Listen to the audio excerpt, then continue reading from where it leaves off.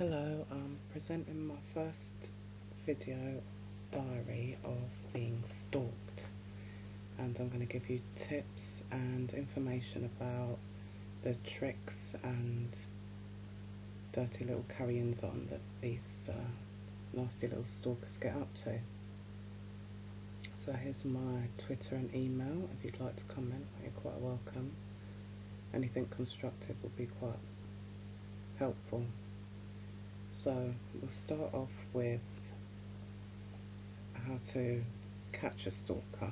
What kind of stalker have you got? If you've been isolated or you have great difficulties but there's no reason for them, you're a very efficient person, well and effectively competent to get on with your life normally, but you still have problems, you might have a stalker. So a few things to look out for. One would be bogus callers. You might get them in the form of corrupt police or people calling round to get in through devious means, like filling in a form for something or another, which you probably see a lot of on TV. Make sure you have a lock on your door. All these sort of tips are probably available all over the place, so I won't go into those too much. So the ones I will go into, the ones that I haven't seen on TV or on the internet.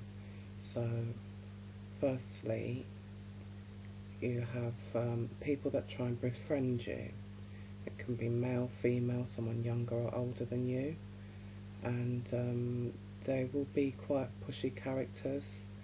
You find that they are friendly at first, but then switch into a different character, which would be easily described as quite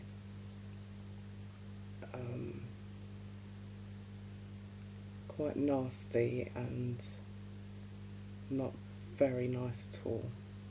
So they will ask for things that are really not their place to ask for, and they'll do it within a couple of months of knowing you, try to get items off you that are expensive or things that they think you might need.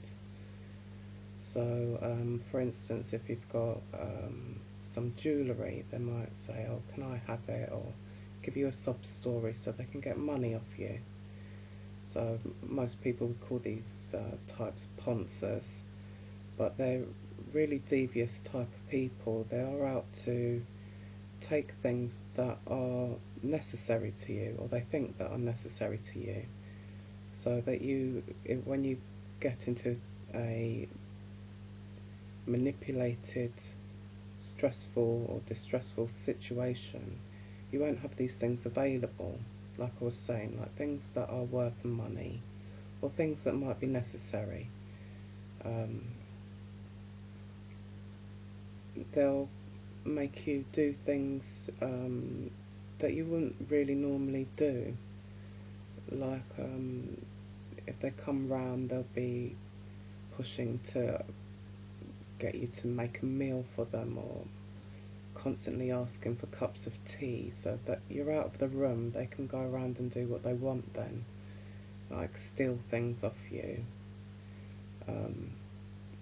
Also, they could be putting poison in things or damaging things that you have, so that you have to go out and buy it again.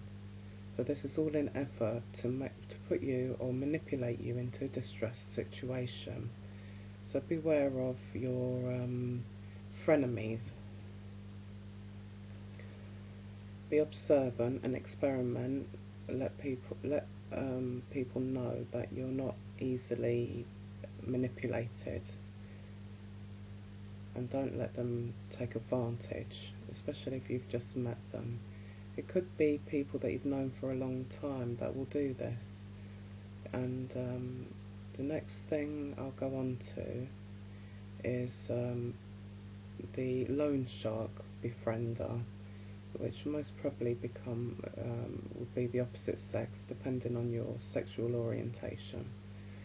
You'll have men coming up to you offering money or to help you in some way or another, but they're really out to manipulate you. They're not out to have a relationship or a friendship, and they will be just as pushy as the befrienders, but are more sexually motivated to get you into a relationship very quickly without any thought. Now, these particular people are very nasty and will turn to really horrible tactics to get whatever they've given you. So the best thing is not to accept anything off of these people. They do come across very friendly at first and might seem like they're trying to help, but they won't help you. They're only out to manipulate you so they can use whatever they've given you as a bargaining chip to make you do things that they want you to do. So for instance, they might offer you money. You might be a student, giving a scenario for you to think about. They'll come up to you, ask you, do you need help? I can borrow you money. If you accept it, once that money's been spent, and they'll obviously be watching you to see when you've spent the money so they can manipulate you afterwards, you will find that they turn nasty. They'll become very more pushy than before, and use violence as well to get this money back, or manipulate you into doing things that you wouldn't normally do, perhaps illegal or sexual favours, to repay the money that they've borrowed you. The next people I'll go on to is the ones that will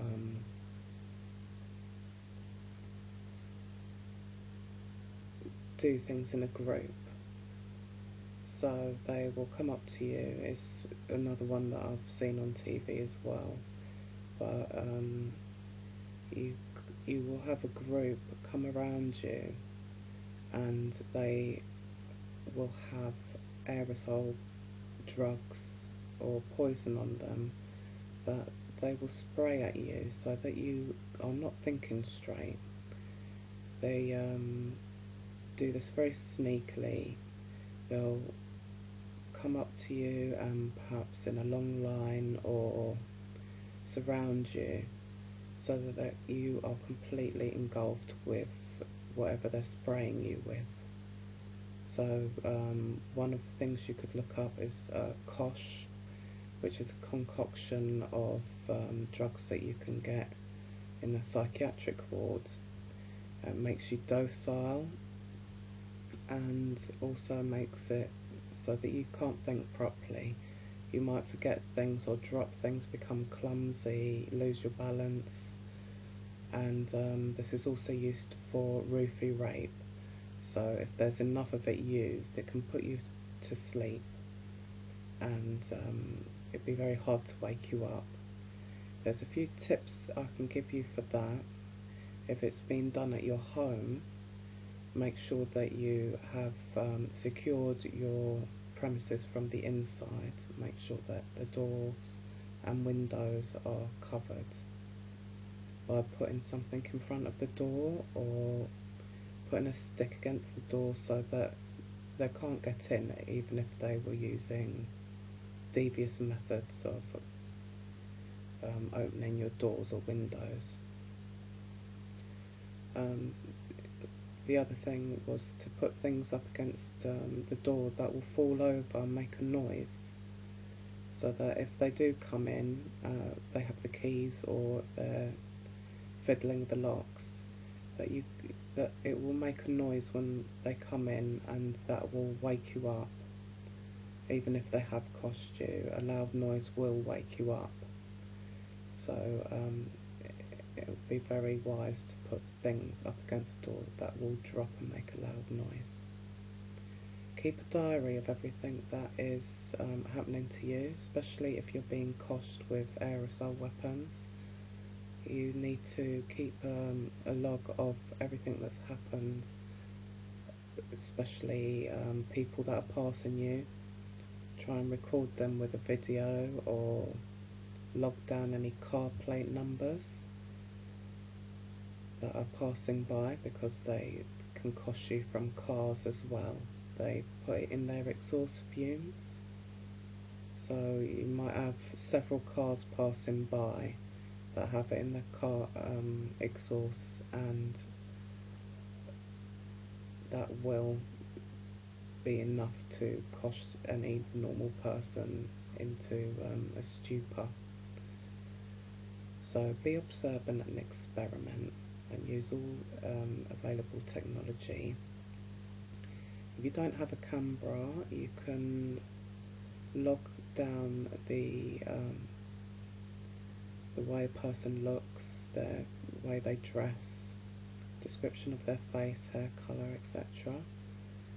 But beware that it could be anybody that would do this. I've had people in suits with briefcases and looking very smart and well-to-do, to people who look like junkies or tramps coming up to me in the street asking for money, but they're not what they seem, and they are only doing that so they can get close enough to spray whatever poison chemical drug it is that they've been paid to spray at you, or so that somebody else can come along and trick you. So for instance, if they've sprayed some sort of Cosh at you, you might have somebody come up to you next and brush by you, and that will be to get into your bag or your pockets and take things from you. So beware of things like that. Also, there are children that are persuaded or paid to do the same sort of thing, and old people, so keep your wits about you, because it's not a particular type of person that does this sort of thing, and paedophiles and criminal rapists can get a lot of people involved in their criminal activities through their traps.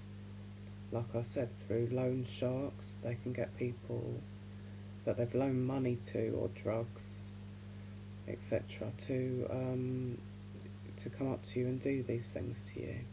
So be wary of all types of people, and children as well. The children probably don't know what it is they're doing, and are not aware of the type of people who are paying them or encouraging them to spy or spray something at you.